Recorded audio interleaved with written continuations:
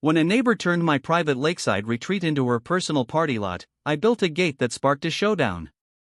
From trespassing and trash to a locked dog in a van, this is the story of how one entitled Karen pushed me to fight for my peace and won. Are you serious right now? You locked us out? We have a baby in the car. Karen's voice cracked with the strain of fury and fake victimhood, echoing off the frozen stillness of the lakeshore road. Her husband pounded the steel gate with the flat of his palm, red-faced and breathing steam into the sub-zero air, while their teenage son stood behind them, trying to mask embarrassment under his hoodie. The gate stood firm, tall, and unapologetic, freshly welded and chained shut with two heavy padlocks. Behind it, my private cabin lot, finally empty, rested under a soft quilt of snow, untouched by tire tracks or beer cans for the first weekend in months. You. No, this isn't legal, she screamed again, her mascara already smudged from the wind and her own dramatic tears. This is abuse. You're leaving us out here to freeze. She waved her phone at me as if summoning some unseen army of righteousness. I'm recording this. My followers will know what you did. I didn't say a word. I just stepped backwards slowly, boots crunching in the snow, and pulled my hood over my head. Behind me, the county plow rumbled off into the distance, its driver having nodded in approval when he saw the gate. Let her followers see. Let them all see, because what they wouldn't see yet was the trail of lies, manipulation, and suburban entitlement that led to this frozen standoff. They wouldn't see the time she gaslit me at the HOA meeting, or when she turned my private retreat into her family's weekend parking lot. They wouldn't see the birthday party trash, the condescending tone, the fake apologies, or the moment I realized that unless I acted, this would never stop. But it didn't start here. This didn't begin with frozen fury and TikTok threats. It started with an SUV in a question asked too casually to be harmless. Hey, mind if we park here just for the weekend? Just family visiting. The first time I saw Karen, she was wearing a visor that read Lake hair. Don't care. And she was standing directly on my lot, drink in hand, waving to someone in a pontoon boat like she owned the place. I had just finished stacking firewood and looked up to see her waving like we were best friends. Like we had history, like she hadn't just trespassed 5 feet into my private weekend piece. Hey, neighbor. She called, as if I hadn't lived there a full year before her family bought the cabin 3 houses down. Your spot here is so cute. Love the gravel path. Is it just a lot, or do you camp here? Sometimes? I answered politely. Mentioned I had a small prefab cabin back behind the trees, solar and off-grid. Nothing fancy. She nodded as if I was a child describing a drawing. So rustic, she said with the kind of smile that's more about teeth than warmth. That was the first weekend I noticed the silver SUV pull into my lot and sit there idling. I thought it was a delivery driver at first, maybe someone lost. But when the back door opened and 3 kids tumbled out with floaties and snacks, I stepped out and walked toward them. Hey, sorry. This is private property, I said. The driver, a young man with Karen's face in his rearview mirror, rolled down the window and smiled like he was used to this script. Yeah, Karen said it was cool. Just dropping some stuff off for the boat. It was a one-time thing, I told myself. Just confusion. But confusion doesn't leave juice boxes and flip-flops in your fire pit. By the next weekend, there were 2 cars, one in the lot, one on the grass. A folding table had appeared near the edge of the woods along with a cooler, a speaker, and a trash bag. Someone forgot to tie. I walked over again. Karen met me halfway.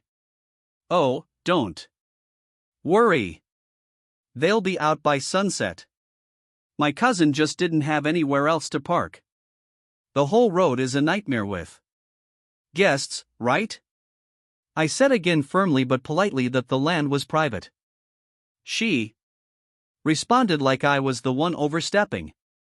It's not like we're building a house on it. It's a parking spot for family. That's how she said it. Not asking, stating. Her voice always had this smooth coat of fake concern, like she was doing me a favor by ignoring my boundaries. Every pushback made me feel like the villain of a story she was narrating on her phone. The kind of person who complains about happy children and harmless fun. I brought it up at the HOA meeting that month. I waited until the end after discussions about lake maintenance and 4th of July fireworks. I brought pictures. I just want to make clear, I said, that Lot 27 is not community overflow. It's privately owned. This keeps happening. Karen was sitting in the second row with her arms folded and her sunglasses on. She didn't look at me, but after I finished, she raised her hand and said in a voice syrupy with concern, "Maybe we need clearer signage." I mean, some of us didn't even know that lot was claimed. It's just an open space with no cabin.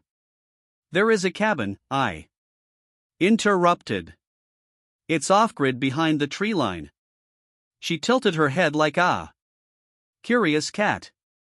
Well, I just think a little communication could go a long way. Nobody's trying to steal anything. Laughter. Someone behind me chuckled. The HOA president smiled like a parent trying to keep two toddlers from throwing spaghetti. Let's table the discussion. Maybe a posted sign would help. I drove home from that meeting with the blood in my chest pounding too loud for music. My lot, my land, treated like a community dump zone because it didn't have a concrete foundation or a driveway because it didn't look expensive enough to matter. 2 weeks later, I showed up to find not 2, but 4 vehicles arranged across my gravel like it was an event lot.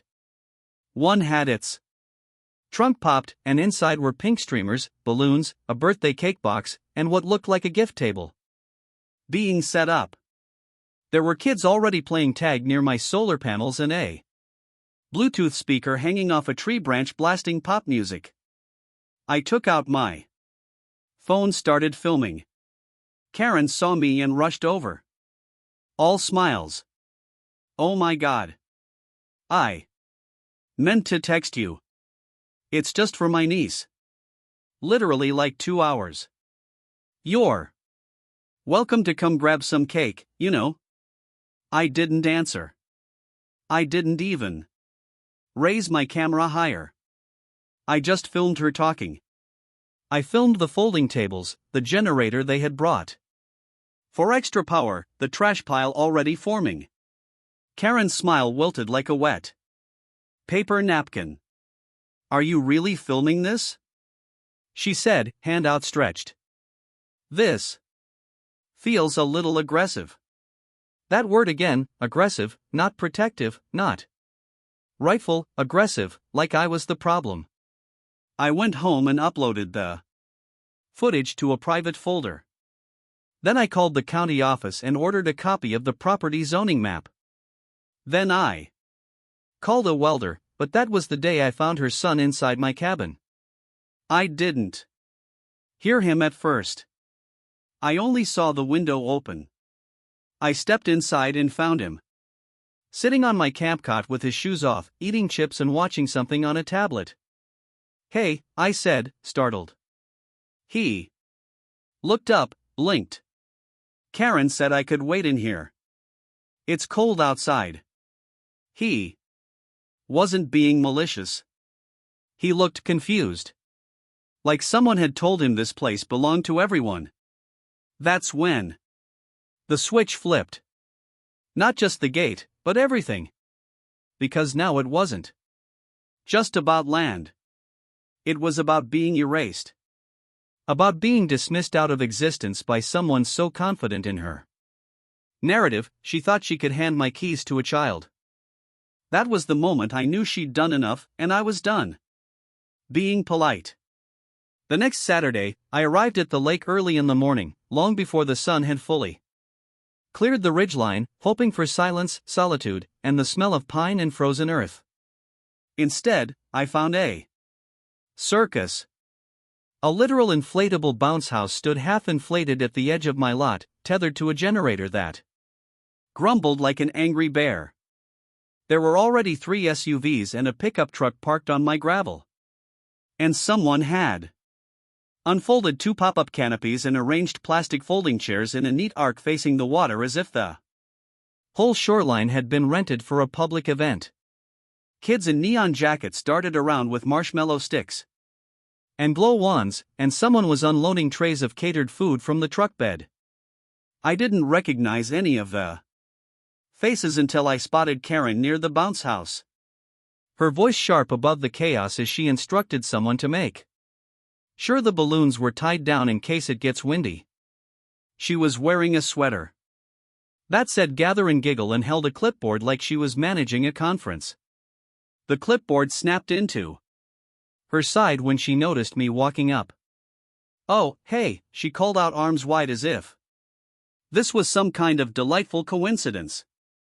"I was wondering when you'd show up." I didn't answer. I walked past her, past the bounce house, past the little girl applying glitter to her cheeks in my fire pit mirror, and straight to the cabin, making sure nothing had been disturbed. The door was locked. That at least was something. When I turned back around, Karen was right behind me. "I meant to shoot you a text," she said brightly. "It's a family reunion. Just one afternoon. We'll clean up everything." I stared at her, stunned by how smoothly she wore the mask of innocent leadership. "This is private property," I said. "I'm not asking anymore. You're trespassing." Her smile faltered for half a second. "We're not staying the night. It's just a couple of hours. We didn't even bring the boat this time. And besides, it's not like you're using the space right now." That line lodged in me like a splinter.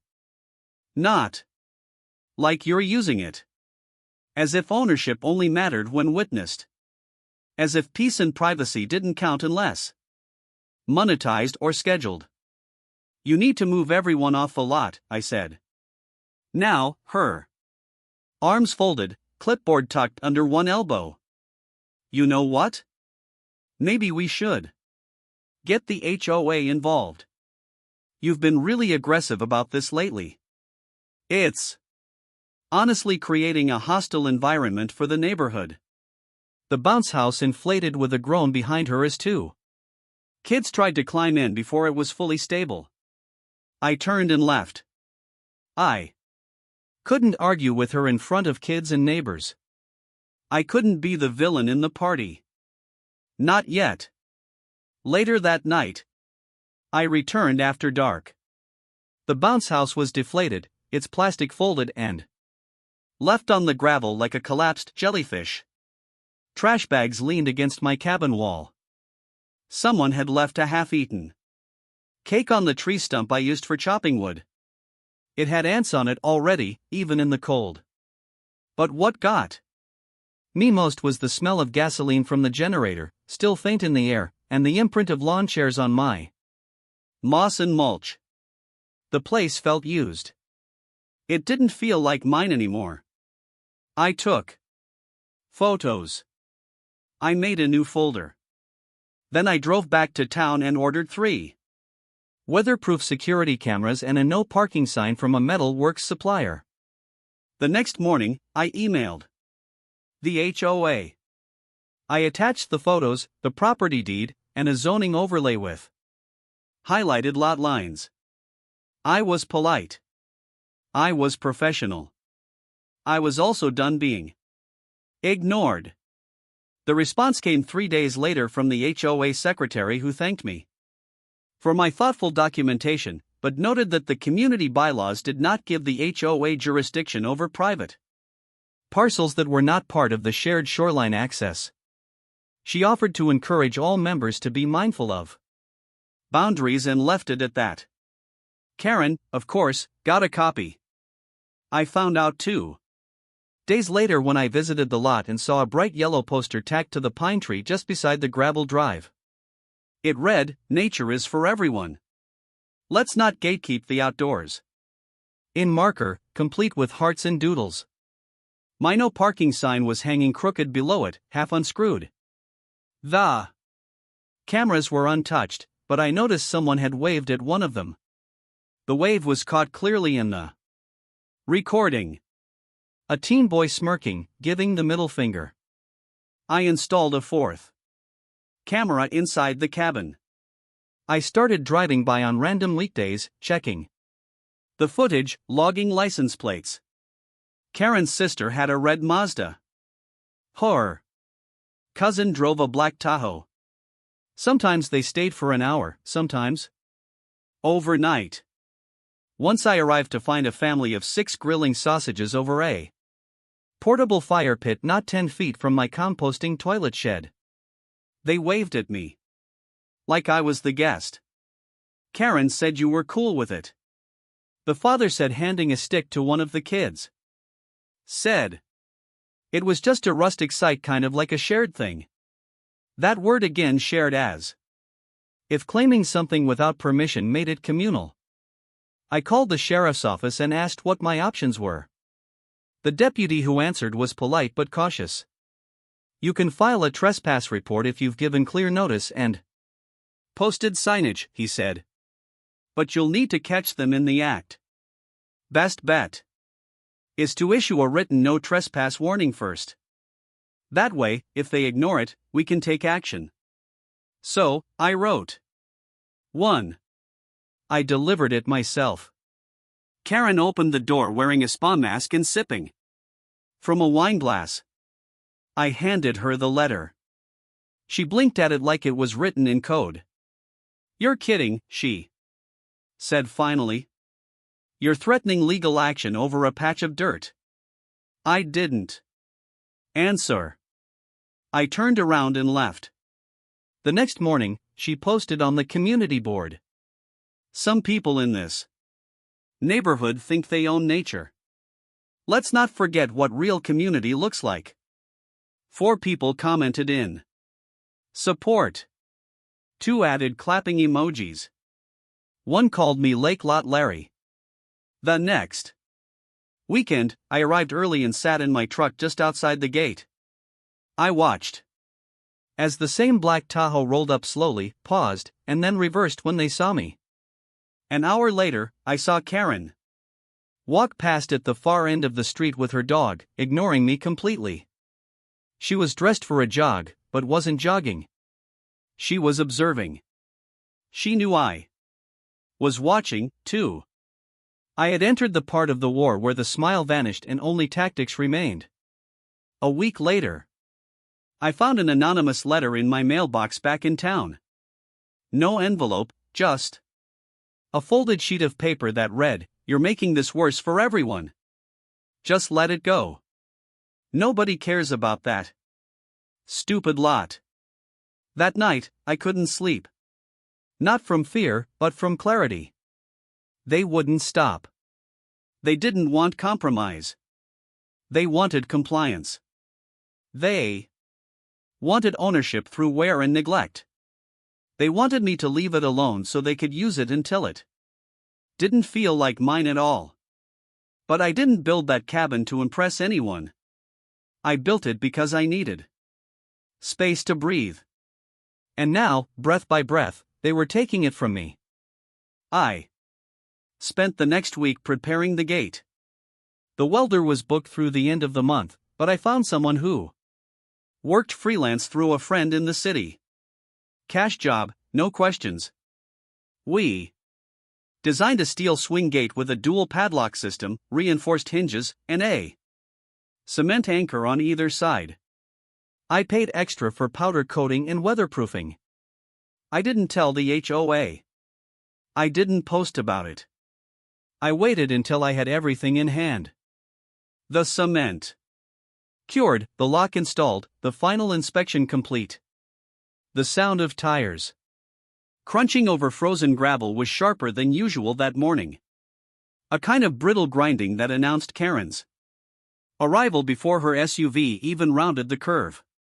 I was already outside, hands buried in my jacket pockets, the wind slicing through the pines and making the new steel gate glint cold and perfect in the sunlight. She didn't park. She blocked the narrow road instead. Hazard. Lights blinking in quiet protest as she stepped out of the driver's side like someone preparing to scold a barista for putting oat milk in her latte. She didn't look at me at first. Her eyes were locked on the gate, jaw tight, the muscles around her mouth twitching like she was holding back a scream. Then finally, she spoke. "This is illegal. You can't just install a gate on shared land." I didn't answer. I waited because I knew what was coming. The dramatic escalation, the scripted outrage, the demand for justice that only served her convenience. "This lot has always been used by the neighborhood. Everyone knows that," she continued, taking a slow step forward, her boots leaving shallow impressions in the frost. "This is a community, not a dictatorship." I pulled a folded paper from my jacket and handed it to her. She snatched it like it was on fire, scanned it, eyes darting, lips moving silently as she read: county survey, lot ownership, easement rules, gate permit approval, property lines, every inch of it legally airtight. She looked up at me, her face paler now, voice losing its force. "You actually went to the county?" I nodded once. "You've known this wasn't community property the whole time?" Her eyes narrowed. "You're overreacting. This is just unneighborly." Behind her, her husband sat motionless in the SUV, jaw clenched, watching like a man who had been dragged into this too many times and knew better than to interfere until the storm passed. The funny thing was, the lot lines had never been in dispute. I'd bought the cabin and surrounding plot 2 years earlier, and the boundaries were clearly marked on the sale deed and tax documents. But what Karen had mastered was the subtle art of selective ignorance, acting like something was unclear or communal simply because she didn't want it to be otherwise. It was a psychological trick she used with ease, weaponizing doubt and politeness to blur what should have been solid lines. But now those lines were steel and cement.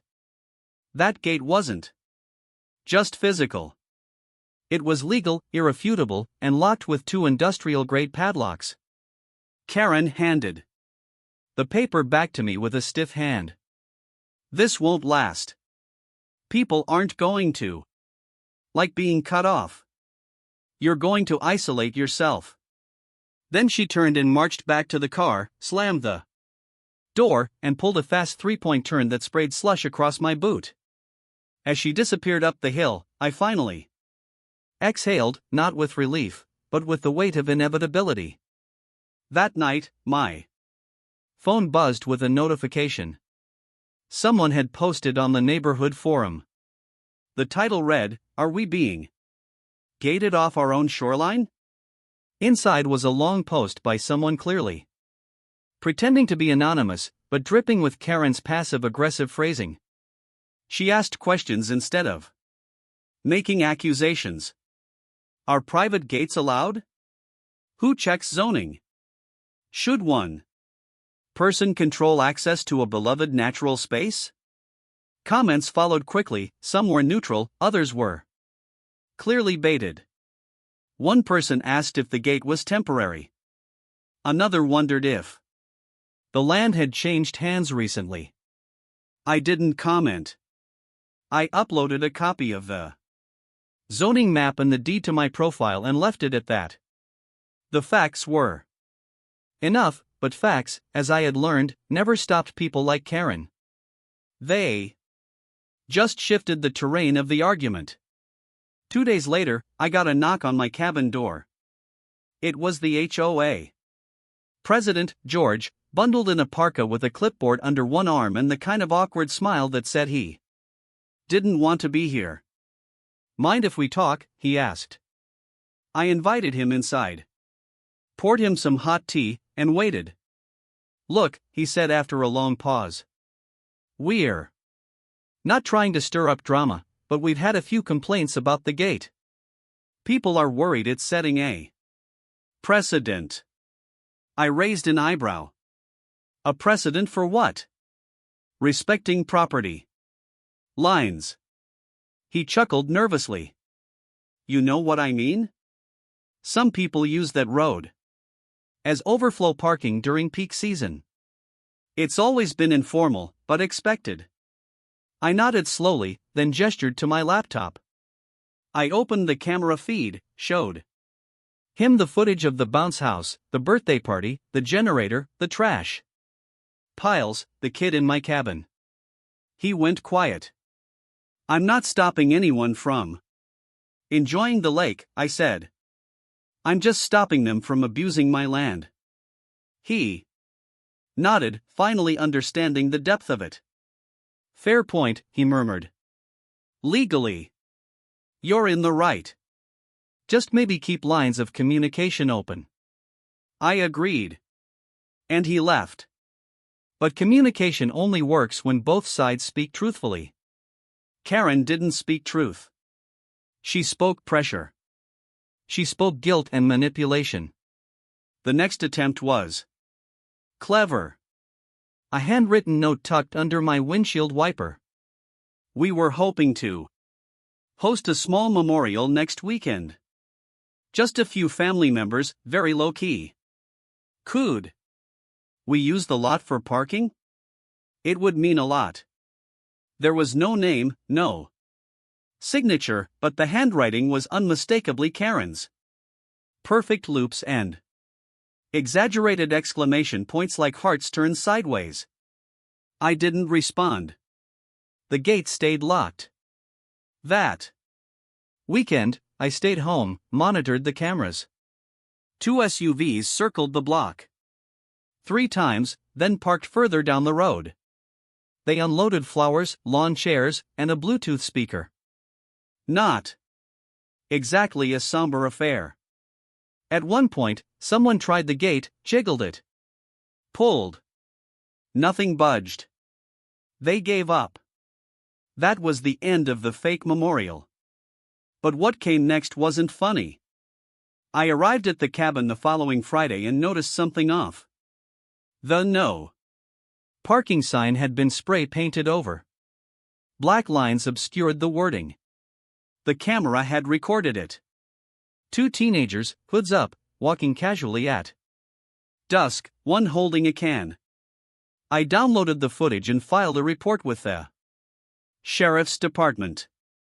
Minor vandalism, but it documented harassment. I emailed the HOA again. No response. The silence made things clearer. Karen wasn't just acting entitled anymore. She was escalating, pushing, testing what lines I would defend and what lines I would leave unguarded. But this wasn't a battle of escalation. It was a war of endurance. I called the county records office and asked for the full history of lot ownership. Within the documents, I found something useful. A small note buried in an older file, a clerical error that had briefly mislabeled the lot's zoning as community buffer space. It had been corrected, but copies of the error were still floating around. I could already see how Karen had found one and used it to justify her assumptions. I made copies of the correction. Certified timestamp. I prepared a full folder including photos, timelines, incident reports, and map. I didn't know where this was going yet, but I was arming myself because people like Karen don't back down. They wear down. And then without warning came the most absurd move yet, an envelope from a mediation lawyer. Karen had filed for informal arbitration claiming emotional distress, neighborhood hostility, and obstruction of traditional access routes. It wasn't a real lawsuit, just a threat dressed in legal language meant to pressure me into compromise. It was the wind that carried her voice that day, shrill and righteous, cutting across the cold air like a blade through brittle ice. I had just finished sealing up the cracks around the cabin door with weather stripping, preparing for the colder nights ahead when I heard her outside the gate again. This time she wasn't alone. Her voice bounced around the trees as she stood on the other side of the gate with two other women, one filming with a phone and the other standing with arms crossed and a clipboard in hand. "This is harassment," she yelled, pacing in the slush beside the locked barrier, her boots crunching with every dramatic stump.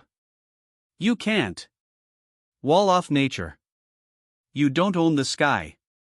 She pointed upward like she was preparing a sermon. "The lake is for everyone and you're just being bitter because no one ever comes to your sad little shack for a barbecue." I didn't answer. I simply stepped into view, leaned on the railing of my porch, and stared back. The woman with the clipboard held up a paper. "We're documenting this," she called out. "We're gathering witness statements. We're speaking to the HOA. You're creating a hostile environment." I gave her a small wave and went back inside, closing the door quietly behind me. I didn't need to hear more. I already knew what this was. Not a protest, not a demand for fairness. It was theater, a show for a growing digital audience. I checked the camera feeds later and found exactly what I expected. Karen standing beside the gate, holding a phone to her face in selfie mode, speaking passionately about how she was being targeted by a toxic land hoarder who was gatekeeping public beauty. She had even put a hashtag in her caption. I took a screenshot of the video, added it to the folder, and kept going. No response, no confrontation, just documentation. But 2 days later, I found something that crossed a line I hadn't seen before. I arrived at the cabin with a box of winter supplies and stepped out of the truck to hear a strange muffled scratching from the back of the property. At first, I thought it might be a raccoon or one of the feral cats that sometimes circled the wood, but then I heard whining. I ran around the back and found my dog, Bear, trapped inside a locked minivan. He wasn't hurt, just confused and pacing in circles on the back seat, fogging up the glass with his breath. The van was parked just inside the edge of my property, hidden partly by the tree line. It was empty. No keys, no people, no one in sight. I used a tool to pop the lock and open the door. Bear jumped into my arms, tail wagging like mad, tongue hanging, relieved, but shaken. I looked around, stunned, furious, and then I saw it on the passenger seat, a crumpled receipt from a gas station with the name K. Lame printed at the top. Karen's maiden name. I took photos, then called the sheriff. When the deputy arrived, he took the report seriously. We reviewed the camera footage and there she was. Karen. Arriving early that morning, parking the van, letting the dog in, then walking away with a shrug like she dropped off a package. She didn't even knock, didn't text, nothing. Just left him there. It was freezing outside. If I hadn't come when I did, he could have been stuck for hours. I filed an official complaint. The deputy nodded grimly and said, "We'll be following up." The next day, I got an email from the HOA president. The subject line read, "Concern about recent tensions." He wanted to mediate. Karen had apparently expressed deep concern about the breakdown of neighborly trust and wanted to open a dialogue. I responded with a copy of the sheriff's report, the screenshots of the van, the video evidence, and a 2-line reply. Dialogue is impossible when someone locks my dog in a car. This isn't a communication issue. It's a boundary violation. That was the last I heard from him for a while, but it wasn't the last I heard from her. She started posting more frequently. First vague posts about toxicity at the lake. Then videos showing the gate with captions like "when your neighbor thinks he's a king and builds a moat," followed by close-ups of the lock, zooming in as if it were some kind of injustice monument. Then came the messages. Private, anonymous, accusatory. What kind of person locks out kids from nature? You think you're better than everyone else? No wonder you live alone. I didn't respond. I just saved each one, every timestamp, every IP traceable hint I could capture. But the worst part was knowing she was starting to convince people. A few neighbors started giving me longer looks when I drove past. One even refused to return my wave. Still, I moved forward. I reinforced the gate. With additional bracing, welded the hinges deeper, installed another solar panel to power an extra trail camera. I tucked under the brush line just in case someone tried to sneak in by foot. And then I went to town and bought something I had been considering for a while, a chain lock for the secondary service road that ran parallel behind my property. It wasn't used much, but I didn't want to leave it open as an invitation. As I worked, I kept thinking about that moment with Bear in the van. That wasn't just disregard. That was cruelty. The kind that wore a smile and thought consequences were optional. That was when I knew she wasn't just entitled. She was dangerous. The next Friday, I came back to find a surprise. Someone had left a pile of firewood stacked neatly beside my gate, wrapped in ribbon with a note for the only sane man on this road. Stay warm. A silent supporter. No name. No camera footage of who had dropped it off. But I smiled. For the first time in weeks, I felt a flicker of hope. Maybe not everyone was fooled.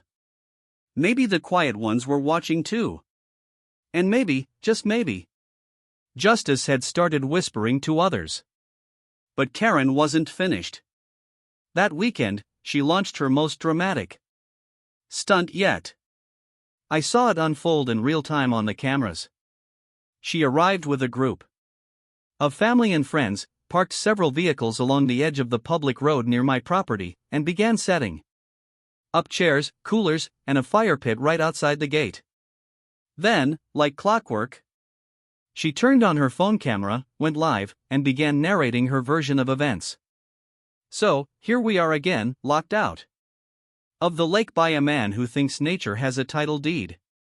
My family just wants to roast marshmallows and enjoy our God-given right to peace, but instead, we're being frozen out. She gestured to the gate dramatically. The comments on her stream rolled in. Some supportive, some skeptical, but it was working. She was building her narrative, turning me into the villain. I didn't interrupt. I didn't call the sheriff. I let the cold and the truth do the work. By nightfall, the group had mostly packed up, shivering and frustrated. One of her cousins slipped on the icy slope and cursed audibly on camera. The video didn't get the sympathetic reaction she hoped for. In fact, several commenters pointed out the locked gate had clear signage. Others asked why she didn't just plan her gatherings elsewhere. And one pointed out something that made me laugh harder than I had in weeks. If this guy owns the land, why are you acting like he owes you a favor? It was the first snowstorm of the season that brought the silence I had been craving.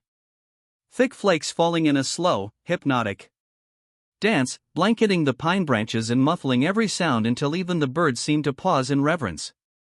I had spent the day splitting firewood, checking insulation around the solar batteries, and preparing the small stove inside the cabin to burn through the night.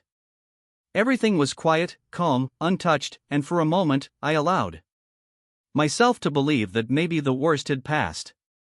Maybe Karen had grown bored or embarrassed or simply distracted by a new target. But that piece shattered with the crunch of tires skidding on the icy bend near the base of the hill, followed by a distant yell that didn't sound playful. I stepped out from the cabin porch and looked down through the trees toward the gate. Headlights danced between flakes. One beam tilted too high, as if one of the cars had slid off angle. I heard a door slam and then that voice again, sharper, more desperate, shrieking over the wind. "You locked us out, you psycho. You locked us out during a blizzard."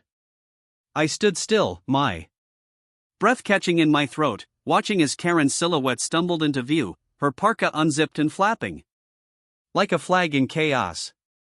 Behind her, 3 figures hovered beside a minivan and an SUV. Both parked on the narrow road just outside the gate, snow already building against their tires. "We have a baby in the car," she screamed, though I couldn't see one. Her husband kicked at the bottom corner of the gate like it might somehow yield to rage. "You can't do this. This is illegal. This is abandonment." I didn't say anything. I didn't move closer. My cameras were already recording. Every angle covered the harsh LED sensor lights casting a ghostly glow over the scene. Karen turned toward the cabin, saw me watching from the porch, and raised her arms in theatrical disbelief. "You think this is funny? My mother is in that car," she bellowed. "She's 73 years old.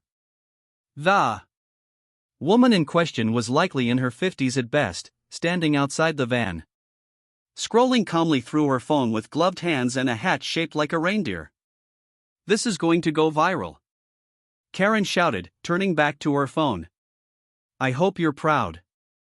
You're going to be famous for being a heartless, bitter man who tried to freeze a family to death just to protect some dirt and trees." Her husband, already flushed from effort, growled as he stomped through the snow toward the cabin fence line, his breath coming out in thick puffs. "I'm going to bust this thing down," he said. Not quite loud enough to be brave, but just enough to make his point. I stepped off the porch then slowly, deliberately, and made sure he saw the camera mounted on the tree directly above him, its red light blinking like a warning. I didn't speak. I just stared. He stopped moving. It would have been easy to call the sheriff then and there, but something told me it would be better to let the storm settle around them first. Let them feel the cold, the isolation, the reality that no matter how loud they yelled, the gate wasn't moving. I walked back inside. A few minutes later, I checked the monitor. Karen had resumed filming. She stood near the SUV, tearfully, explaining how they had been ambushed by a selfish loner with no empathy and how they were literally being held hostage by bad zoning and emotional immaturity. A few people watched live. One viewer commented, "Why not go home?" Another said, "Did you really bring a baby into a snowstorm to prove a point?" She deleted both within seconds. The stream continued for nearly 15 minutes before the battery on her phone finally died. I watched her reaction, eyes wide, face frozen, as if the silence of disconnection hit harder than the snow itself. Just after midnight, the county snowplow finally made its round. The driver, an older man I'd spoken to once at the general store, slowed as he approached the standoff. He leaned out the window and waved. I waved back. Karen ran up to his truck window, gesturing wildly, trying to explain something, pointing toward the gate. He listened, nodded politely, then drove on. He'd seen enough nonsense out here to know when he was being pulled into someone else's storm. The next morning, the sun cracked open a soft orange over the ridge, revealing the scene like a painting of aftermath. The cars were gone. The snow bore the chaotic patterns. of footprints, tire marks, and melted spots where someone had tried to dig their way out by hand or with a floor mat. But the gate stood untouched, the lock still frozen solid and unbothered. I poured coffee slowly, letting the warmth soak into my fingers, and stepped outside to breathe it all in. 3 hours later, the sheriff came. Deputy Furlong. We knew each other by now. He stood by the gate, shuffling papers in gloved hands, and said, "Got a complaint. Something about you locking people out during a weather emergency." I raised my eyebrows and gestured toward the camera above his head. "All on tape," I said. "They weren't here for shelter. They were trying to crash the gate again with a toddler and senior citizen as props." He smirked. "Yeah, that's about what I figured. Karen's version of events didn't quite line up. Said, you refused to let her family use the community gate during an active snow alert." I handed him the full recording on a flash drive. There's also footage of her husband trying to damage the post and her live stream where she accuses me of being a sociopath with tree trauma. He chuckled, took the drive, and nodded. "I'll file the report, but it won't go far. I think they're hoping to scare you into dropping the whole thing." I nodded, watching the sun catch in the icicles hanging from the gate's bar. "Let them keep trying," I said. "I'm just documenting. Eventually, someone will get tired." And someone did, but not the person I expected. That evening, a car pulled up to the cabin. Not a Karen car, smaller, older. The driver was a woman I recognized faintly from one of the HOA meetings. She stepped out, hands in pockets, and walked slowly toward the porch. "I'm not here to cause trouble," she said before I could speak. "I just wanted to say not everyone agrees with her." She looked around at the snow, the quiet, the solid presence of the gate behind her. "Some of us think what you're doing is long overdue. She's been bulldozing people for years. You're just the first one who didn't back down."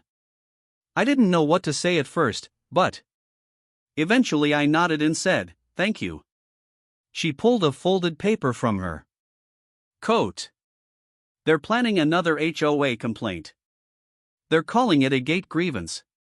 I figured you should know."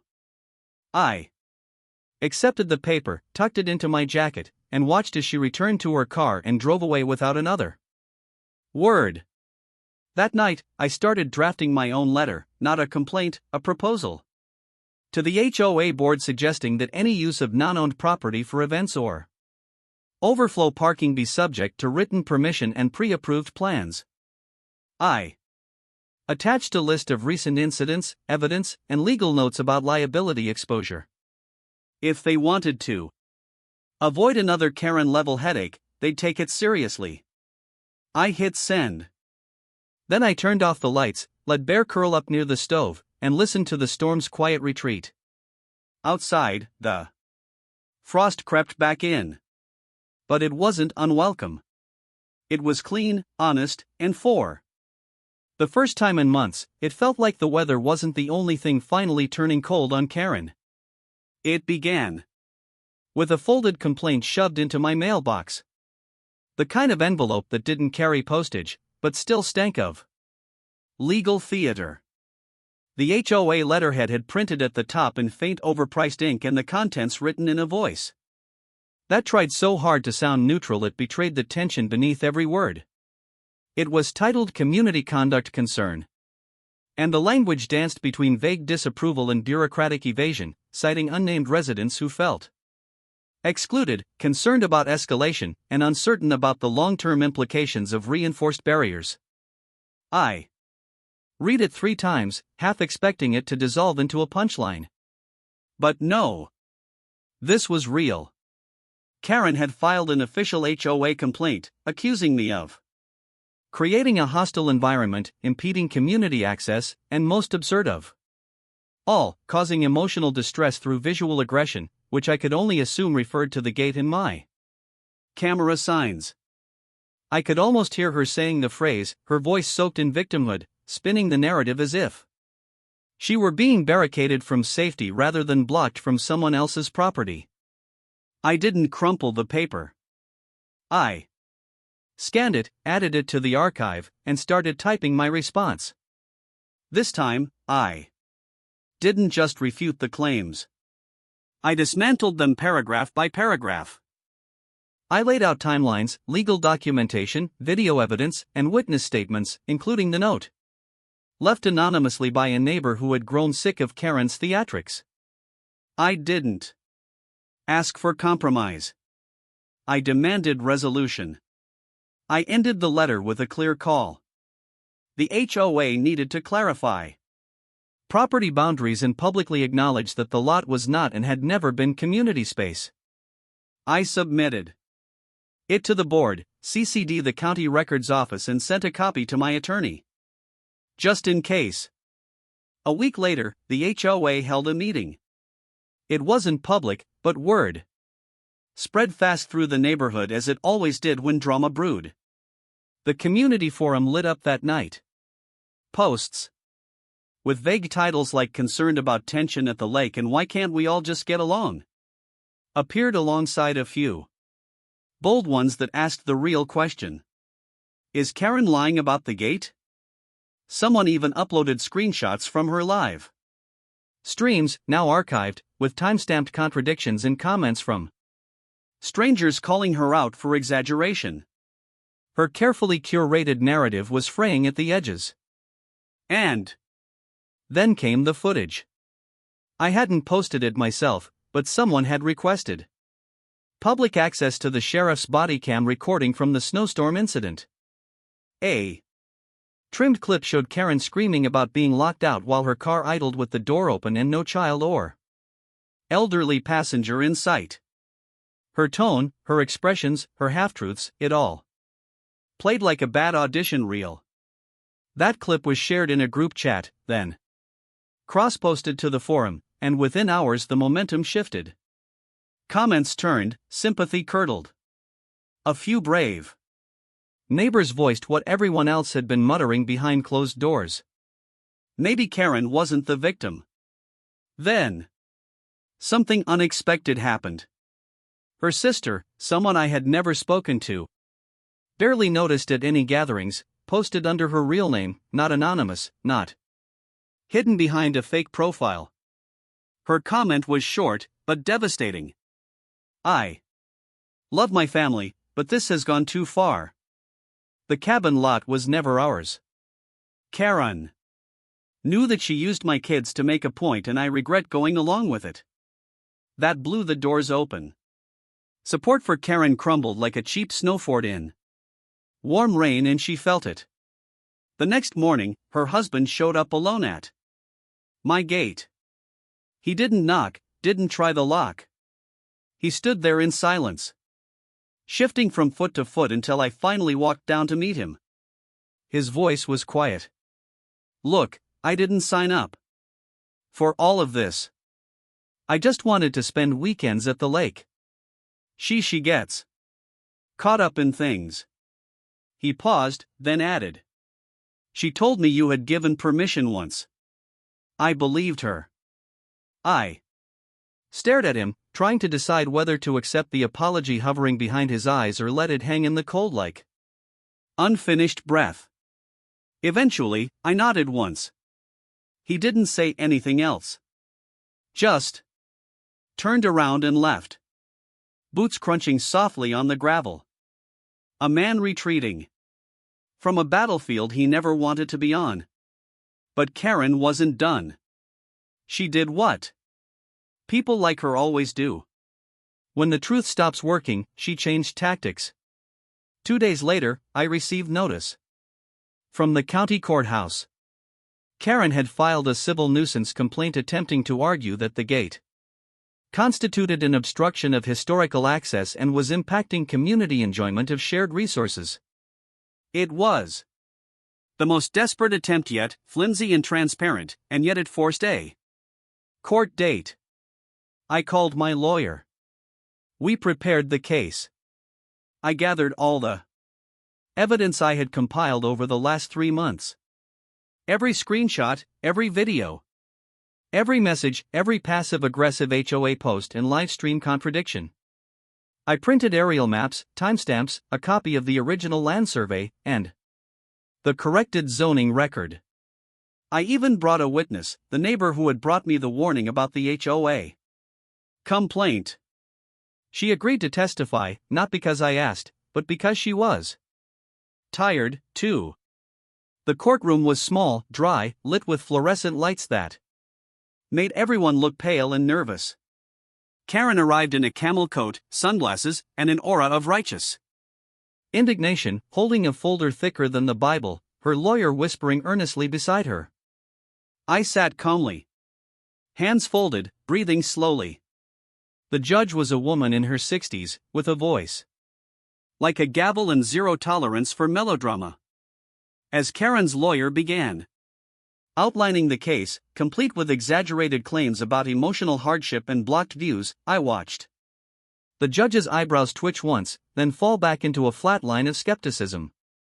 When it was our turn, my lawyer presented the footage of the snowstorm confrontation first, then the party photos, the spray-painted signs, the cabin intrusion, the live streams. The judge didn't ask many questions. She barely even blinked.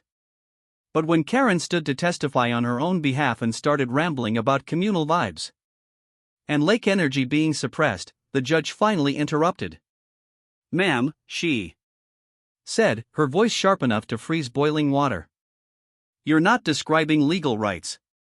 You're describing entitlement." And just like that, the air left the room. The judgment came the next day. Case dismissed. No further action allowed. Karen was warned that any future attempt to file a similar complaint without new evidence could constitute harassment. The gate stayed. The land was mine. The record was public. When I walked out of the courthouse, a reporter from the local paper tried to ask me questions. I didn't speak. I didn't need to. The facts had already done their work. Back at the lake, I installed a new solar panel. Not out of necessity, but to mark the end of something. The gate stood taller now, not just as metal and hinges, but as a symbol, a line not just of property, but of principle, and slowly the road grew quiet again. Fewer cars, less trash, more silence. One evening, as I stood by the water, watching the light dissolve into the snow-covered hills, I noticed something strange. No noise, no shouting, no SUV. For the first time in what felt like forever, the lake sounded like itself. And somewhere behind the trees, far down the road, Karen's voice had gone quiet. Not silenced perhaps, but diminished. Contained. And all it had taken was truth, patience, steel, and the resolve to not let her win. The sign appeared almost without warning, perched at the edge of Karen's driveway like a silent surrender flag, its stark white face stamped with bold black letters that read, "For sale." I noticed it one gray morning as I passed by on the way to pick up propane. A thin layer of frost already forming along the edge of the post, as if even the weather wanted to erase her presence from the lake's quiet symmetry. I slowed but didn't stop. It wasn't out of surprise. I had felt this coming for weeks, since the shift, not just in her tone, but in the rhythm of the road itself. The cars that used to crowd her driveway on weekends had stopped appearing. The inflatable party nonsense, the yard signs, the folding tables gone. The house looked hollow. Now, not vacant, but withdrawn like it knew its time here was finished. I didn't smile. Not really. But I did feel a kind of weight slip off my shoulders as I drove past. Something invisible but long carried finally loosening from my chest. She hadn't apologized. She hadn't admitted wrongdoing. People like her Rarely did, but she had left, and that in its own quiet way was enough. That same afternoon, I returned to the cabin and found a cardboard box resting near the gate, its corners damp with dew and one side slightly torn. No address, no return label, just a child's drawing. Taped to the top, crayon on printer paper depicting a cabin with a tree, a dog, and a smiling stick figure holding what looked like a fishing pole. The handwriting below was unmistakably young. Thank you for keeping the lake safe. I didn't recognize the name, but I recognized the message. Somewhere in all of Karen's drama, someone's kid had seen the truth. I carried the box inside and found toys inside. Cheap plastic shovels, a half-deflated soccer ball, a worn book with a missing cover. Things they'd left behind, maybe forgotten or maybe intentionally given.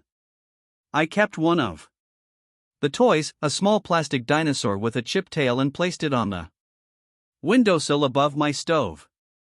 The rest I cleaned and brought to the community donation bin near the Old Town Church. On the way home, I passed Karen's house again and saw a man and woman standing with a realtor on the porch, clipboards in hand, politely nodding. I kept driving. By the end of that week, a few neighbors had reached out, not to pry, but to connect. One dropped off a box of firewood with a note that simply said, "Sorry it took so long to say thank you." Another emailed a link to a local article about property rights and mentioned with a wink that maybe I should consider running for a position on the HOA board next term. I didn't answer right away. I wasn't looking to lead anything. I just wanted my peace, but their messages meant something. Not everyone had been fooled by her voice, and some had even started finding theirs in response. The article mentioned my case as a turning point, a moment when the lake community had to re-evaluate assumptions about access, ownership, and respect. My name wasn't in it, but the language was unmistakably shaped by my story. A week after the for sale sign went up, I found another surprise. The HOA president, George, pulled into my drive in a muddy Subaru, stepped out in his usual Carhartt jacket, and handed me a gift basket. Inside were jars of homemade jam, a few local snacks, and a small wood-carved plaque that read, "Lakeside Lot Owner of the Year." I stared at it for a moment, unsure if it was meant as satire or sincerity. George laughed, shaking his head. "It's not official or anything," he said, "but it's deserved. You stood your ground. A lot of us wish we'd done it sooner." I thanked him, invited him in for coffee, and we talked for over an hour about how the neighborhood was changing, how the lake used to be quiet before everyone started treating it like a festival ground. He admitted they'd been too lenient with Karen for too long. "She's got this way of making you feel like you're the bad guy for asking her to follow the rules," he said. "And none of us wanted to be the first one to push back." I nodded, understanding that weight all too well. He asked if I had plans to stay year-round. I told him maybe. For the first time, the thought didn't feel like retreat. It felt like a return. The lake transformed as winter deepened. Snow piled against the pines in soft, silent waves, and the water froze over just enough to cast a mirror under the gray sky. I spent more time in the cabin, reading, writing, fixing little things I had neglected during the months of chaos. Bear curled at my feet each night, his soft snore, the only sound aside from the wind in the chimney. The cameras stayed up, but they recorded nothing now but animals and the occasional wandering deer. No more shouting, no more vans, no more parties. The gates stood untouched, and even the padlocks had grown quiet, rusted in the most peaceful way. One afternoon, while clearing the trail behind the cabin, I found a small windshield tangled in the low branches of a cedar. It was handmade, strung with bits of plastic and shells, and what looked like a toy soldier painted blue. A child had crafted it. Probably one of Karen's nephews or one of the other kids from the Chaos Months. I almost left it there, but something about it made me pause. It didn't feel like trash. It felt like a trace of something lost but harmless. I untangled it, brought it back, and hung it on the front porch. In the breeze, it made the gentlest sound, barely a whisper, like the lake itself humming a lullaby. That sound became my clock. I didn't count days anymore. I counted how often the wind turned it, how often I could sit beside it and know I was exactly where I was supposed to be. Karen's house sold by spring. I never met the new owners, but I heard they were quiet, respectful, and uninterested in HOA drama.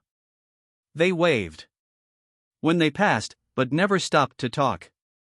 I appreciated that. By then, the forum posts had died down. The group chats had moved on, and no one mentioned the gate anymore. It was just part of the landscape now, a fixture, like the trees or the rocks or the sky. Every once in a while, I'd hear from someone new who had just moved in and wanted to ask if I really lived all the way off-grid or if the cameras were still active. I told them yes, always yes. The cameras stayed, not out of paranoia, but as a record. A silent reminder that peace isn't something you get by avoiding conflict. It's something you protect. That summer, I took the gate down for maintenance, cleaned it, painted the metal a darker green so it blended with the trees, replaced the chains, and installed a quiet automatic hinge system. I added a new sign, not one that warned or threatened, but a simple plaque that read, "Private Retreat. Please respect." I mounted it low, just at eye level for someone standing quietly and thinking twice. A few weeks later, I caught someone standing there on the camera feed. A young couple, backpacks slung over their shoulders, map in hand. They read the sign, turned around, and walked away. No yelling, no entitlement, just respect. It was all I'd ever wanted. Sometimes I still think about the first time Karen waved at me across the lot, drink in hand, visor crooked on her head, calling me neighbor like it meant something. I think about how small her trespasses seemed at first, how easy it was to dismiss them as quirks, mistakes, misunderstandings. But they weren't. They were warnings. And I learned too late, but not too late, that peace isn't passive. It's something you fight for, something you guard.